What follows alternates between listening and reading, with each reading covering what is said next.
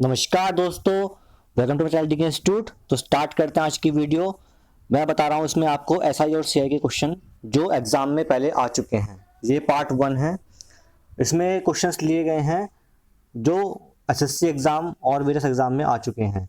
ये क्वेश्चंस अगर आप तैयारी कर रहे हैं एसएससी एग्ज़ाम के लिए, यूपीएससी या बैंक की तैयारी कर रहे हैं, बैंक एग्ज़ाम के लिए, रेलवेज़ के लिए तैयारी कर रहे हैं, या कोई भी एग्ज़ाम है जो वनडे में होता है, वनडे एग्ज़ाम जो होते हैं जिसमें मैथ्स पूछते हैं, भाई किसी में 25 क्वेश्चन मैथ्स के आते हैं, किसी में 50 आते हैं, तो उनके लिए बहुत हेल्पफुल वीडियो है ये। इस वीडियो के माध्यम से मैं बताऊंगा आपको कि जो है कौन कौन सी ट्रिक हम यूज़ करके क्वेश्चन को सॉल्व कर सकते हैं, जिससे कि क्वेश्चन सॉल्व हो जाए आसानी से और आपको दिक्कत भी ना हो।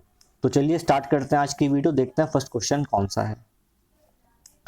The difference between the simple interest received from two different banks on 500 in 2 years is 2.5. The difference between their per annum rate of interest is। तो आप देख रहे हैं यहाँ पर जो है, जो प्रिंसिपल है वो सेम है, 500 रुपये पर ही हमें निकालना है 2 साल में। जो डिफरेंस है सिंपल इंटरेस्ट का वो 2.5 है। तो बताना है हमें कि जो है कि उनके रेट ऑफ इंटरेस्ट में क्या डिफरेंस रहा होगा। तो दोस्तों जब भी क्वेश्चन इस टाइप से आए तो क्या करना है आपको, मान लिया जो डिफरेंस है वो डी मान लिया मैंने, तो डी बाय 100 किसका, 500 का, कितने साल के लिए, 2 साल के लिए, दैट इज इक्वल टू 2.5। बात समझ में आ रही है। इसको सॉल्व कर लेंगे। इससे गया ये 5.5 यहाँ पे आ जाएगा और 2 से डिवाइड होगा तो 0.5 डिवाइड बाई 2 कितना आ जाएगा, ये 0.25 आ जाएगा। ठीक है, तो मतलब कि बी इज द आंसर। बात समझ में आई। अगर आपको लॉन्ग वे में करना है तो क्या तरीका है इसका, जो दे रखा है सिंपल सिंपल वो लिखिए। सपोज प्रिंसिपल आपको दे रखा है 500 है, 500 पहले वाले का rate of interest suppose R1 था, इंटू टाइम तो T2 दे रखा है, divide by 100, minus 500 multiply by R2 multiply by 2 divide by 100। ये कितना दे रखा है आपको, 2.5। जरा आप देखिए क्या होगा यहाँ पर भाई, 5 ये अगर हम काट दें, यहाँ से इसको काट दें तो 10R1 माइनस का 10R2, तो मतलब कि जो 10 कॉमन आ गया, R1 माइनस का R2 इज इक्वल टू 2.5 दे रखा है, तो R1 माइनस R2 डिफरेंस कितना आ जाएगा, 0.25%। तो ऐसे भी आप कर सकते हो। ये आपका लॉन्ग मेथड हो गया। जो मैंने बताया था आपको वो शॉर्ट मेथड था पहले। आप कैसे भी कर सकते हो जिससे भी आपको कंफर्टेबल हो। चलिए देखते हैं अगला question. Equal sum of money are lent to X and Y at 7.5% per annum for the period of 4 years and 5 years respectively. If the difference in interest paid by them was 150, the sum lent to each was। तो हमारा सम जो है वो x land करते हैं, 7.5% annum पे some land किया गया है। ठीक है ना। एक को दिया गया है 5 ईयर के लिए और एक को दिया गया है 4 ईयर के लिए। तो डिफरेंस आप जानते हो 5 माइनस 4 हो जाएगा, मतलब कि 1, दैट इज इक्वल टू 150। आप दे रखा है ना कि if the difference in interest paid them was 150, difference दे रखा है 150 का। तो कितना आएगा दोस्तों, ये पॉइंट मैंने हटाया यहाँ से, जीरो यहाँ पर आ गया। 75 टू जा 150, मतलब कि एक्स कितना आ जाएगा, 2000 आ जाएगा। तो जो सम लेंट किया गया है हर एक बंदे को कितना किया गया है, वो 2000। सी इज द आंसर। चलिए आगे बढ़ते हैं। If a man receives on 1/4 of his capital 3% interest, on 2/3 5% and on the remaining 11%, then the percentage he receives on the whole is।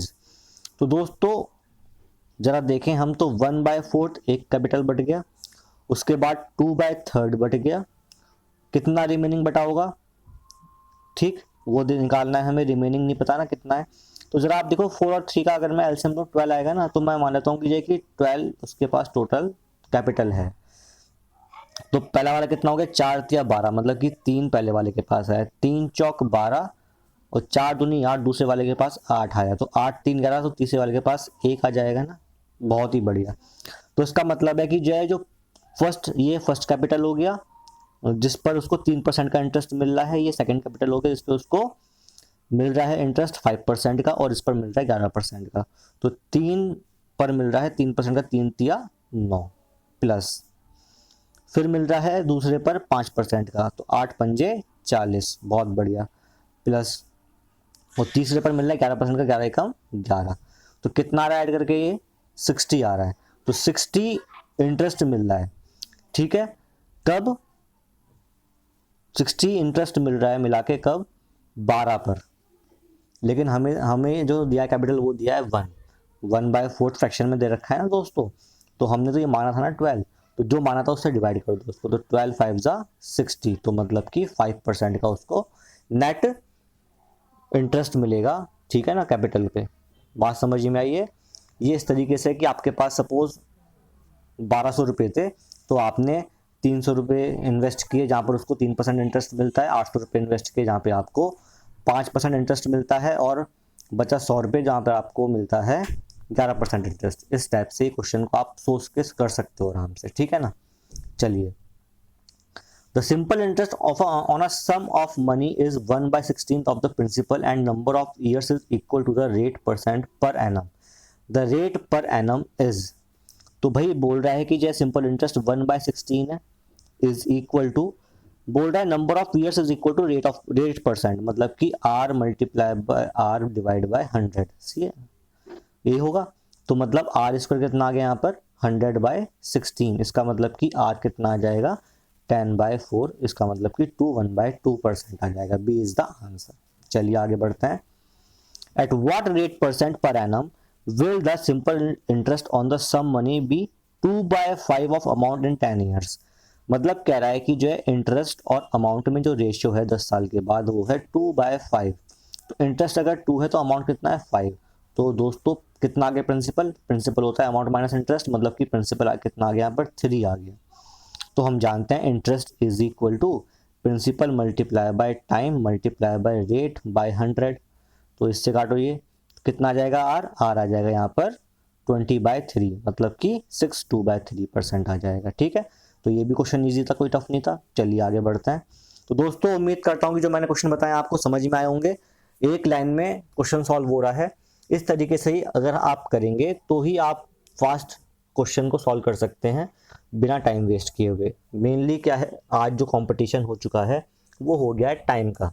Time जितने कम टाइम में आप क्वेश्चन सॉल्व करेंगे उतना ही आप ज़्यादा गेन करेंगे मार्क्स और एज ले पाएंगे दूसरे बच्चों से।